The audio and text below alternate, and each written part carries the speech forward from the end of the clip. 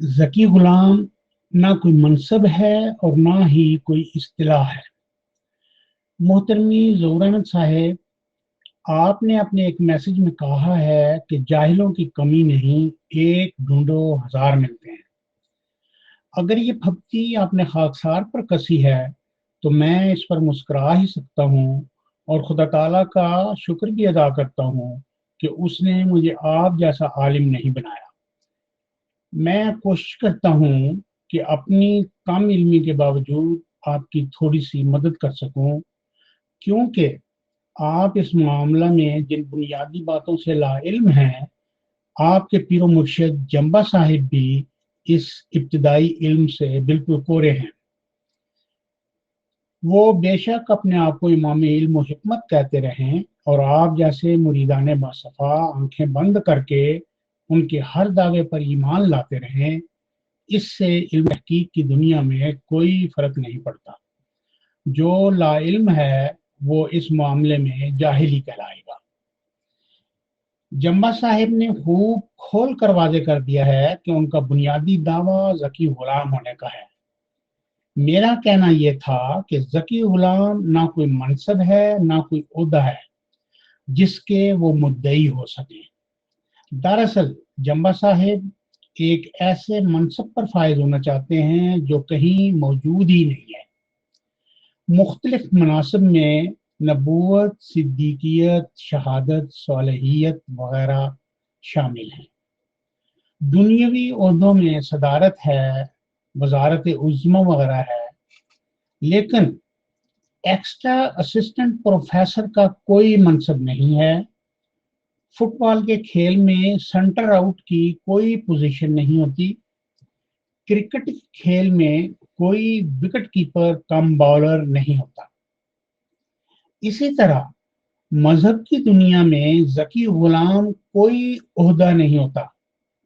گویا جمبا صاحب ایک ایسے عہدے کے مدعی ہیں جو کہیں موجود ہی نہیں ہے۔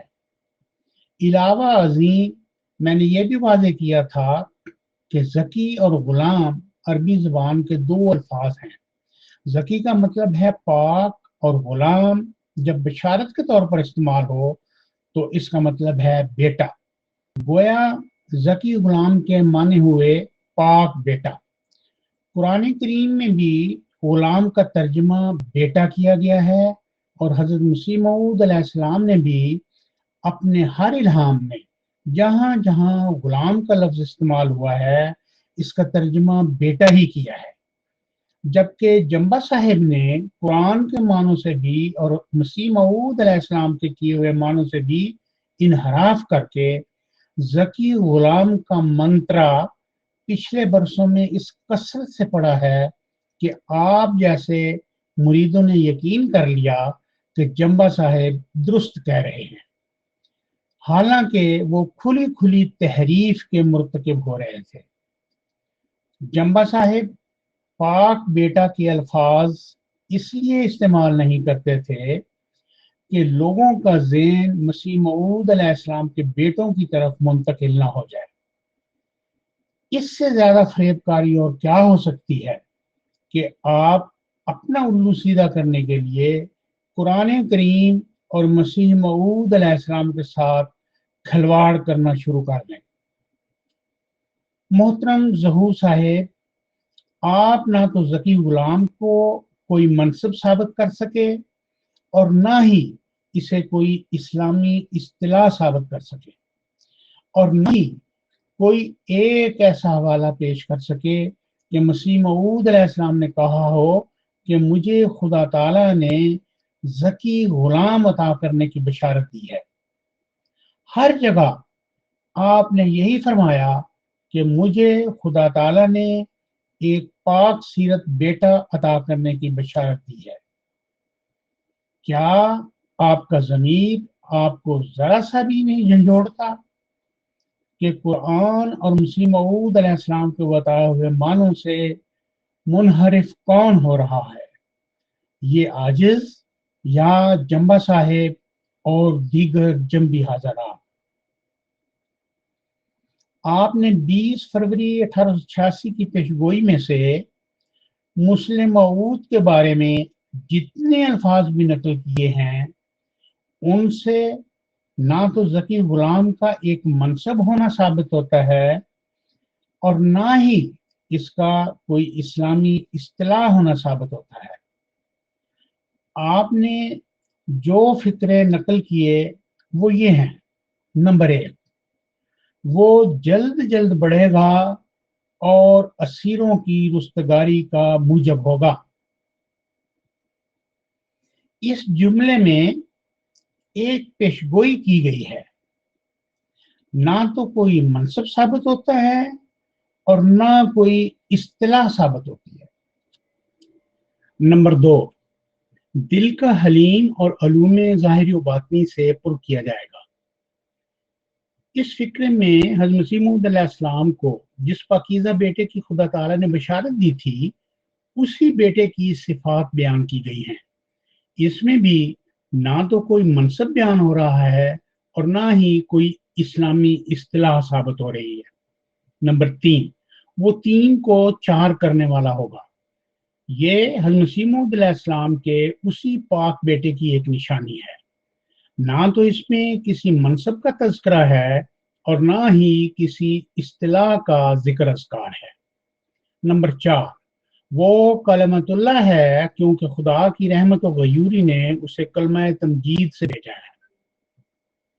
کلمۃ اللہ ہونا بھی حضرت اقدس کے جسمانی بیٹے کی ایک صفت ہے۔ یہاں بھی میرے بیان کردہ دونوں حقائق درست ثابت ہو رہے ہیں کہ اس جملے میں بھی نہ تو کوئی منصب بیان ہوا ہے اور نہ ہی کوئی اسلامی اصطلاح۔ نمبر 5، وہ سخت ذہین و فہیم ہوگا۔ 5واں اور آخری جملہ آپ نے یہ تحریر کیا ہے کہ وہ سخت ذہین و فہیم ہوگا۔ یہاں بھی وہ معاملہ ہے جو اوپر کے 4 جملوں میں تھا کہ ذہین و فہیم ہونا ایک صفت ہے، نہ تو یہ منصب ہے اور نہ ہی اصطلاح۔ آپ نے 5 مرتبہ کوشش کی لیکن آپ کی پیش کردہ کوئی مثال میرے دعوے کو رد نہیں کر سکی۔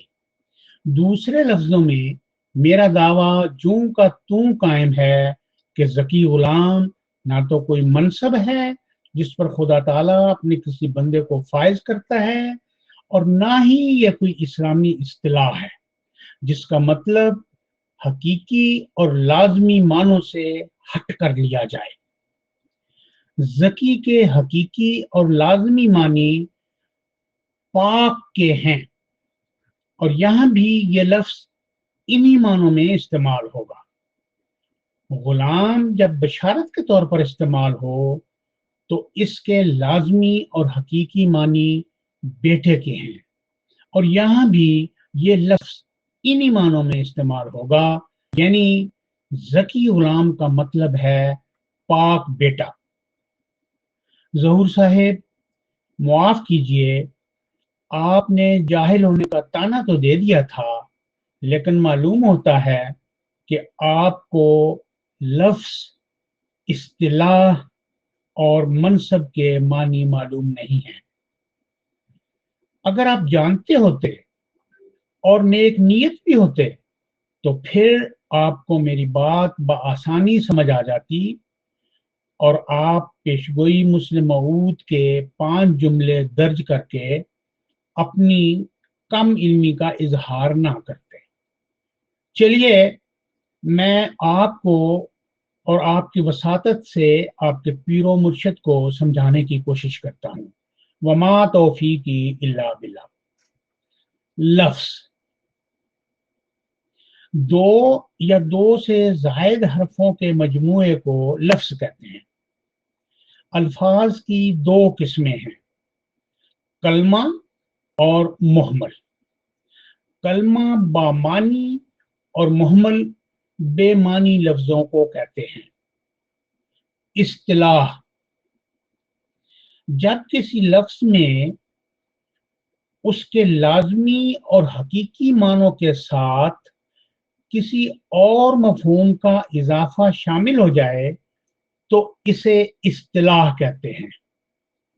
مثلا نبی کے حقیقی معنی خبر دینے والے کے ہیں، لیکن خدا تعالی کی طرف سے خبر پا کر لوگوں کو سنانے والا اصطلاحی طور پر نبی کہلاتا ہے۔ تو گویا نبی ایک اصطلاح ہے۔